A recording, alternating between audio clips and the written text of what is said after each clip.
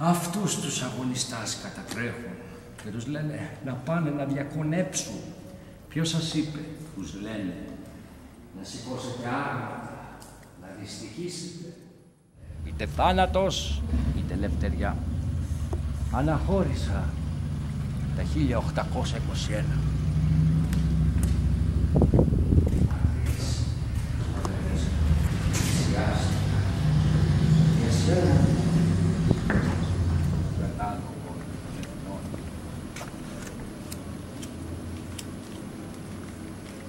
Όλους αυτούς τους χαρίδια.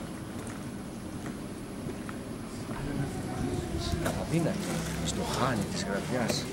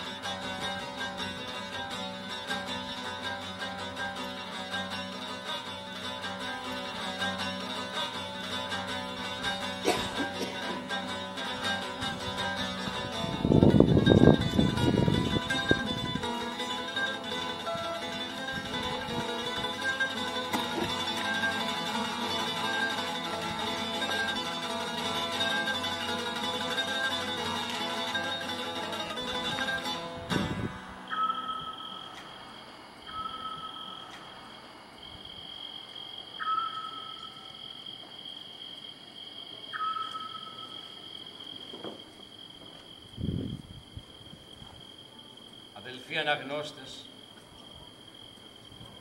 επειδή έλαβα αυτήν την αδυναμία να σας βαρύνω με την αμάθειά μου, αν έρθουν εις φως αυτά όπου σημειώνω εδώ, εξηγώ με πότε με κόλλησε αυτήν η συνήθεια. Από τα 1829 Φλεβαρίου 26, εις το Άρτο. Μια νύχτα έκανα την προσευχή μου, λυπημένος πολύ από την κατάσταση της πατρίδας, και έπεσα και κοιμήθηκα. Είδα ότι από πάνω το σπίτι μου ήταν ένα πλήθος περιστέρια και ένα όρνιον τα κυνηγούσε και τα έτρωγε και τα ρίχνε κάτω και τα ξεκλούσε. Βλέποντας αυτό συνάχτηκε πλήθος άνθρωποι και μου φώνασαν: «Μακρυγιάννη, πάρε αυτό το όρνιον! Τώρα θα το τρώει το περιστέρι, να πάμε να του δέσουμε τα ποδάρια με την τριχιά». Πιάσαμε τις άκρες, τις δέσαμε χωρίς να μας νιώσει. Την ώρα που έτρωγε εκείνο το περιστέρι, κάνει να πάρει φτερόν, κρεμίστη κάτω με το κεφάλι. Τότε ξύπνησα και είπα: θα δέσουμε το βασιλέα με νόμους. Αυτό το όνειρο είδα πριν το Σύνταγμα της 3ης Σεπτεμβρίου 1843.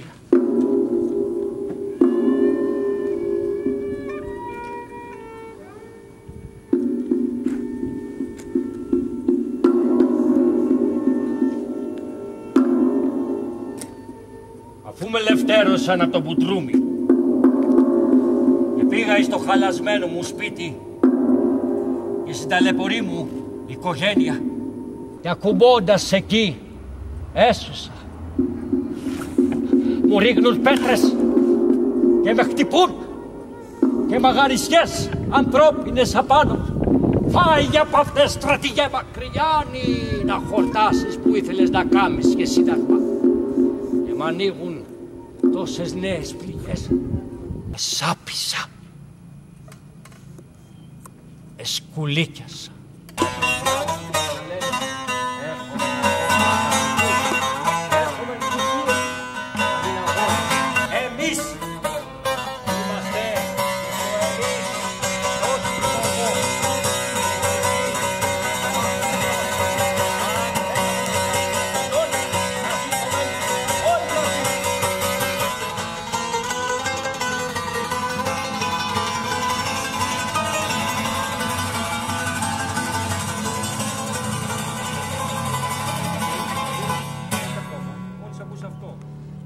Που λέει, τι λέει. Εδώ βάζουμε το γρήγορο. Ωραία, βάλ το γρήγορο εδώ.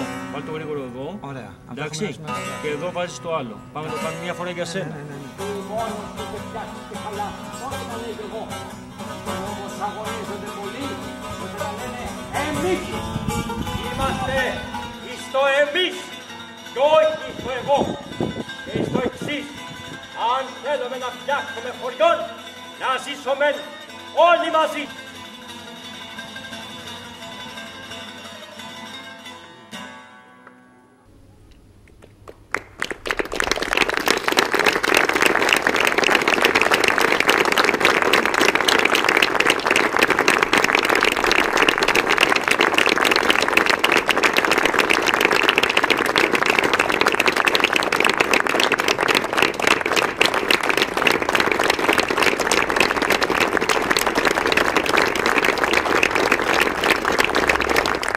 Συνέχεια στο φεστιβάλ εύχομαι. Να είστε καλά.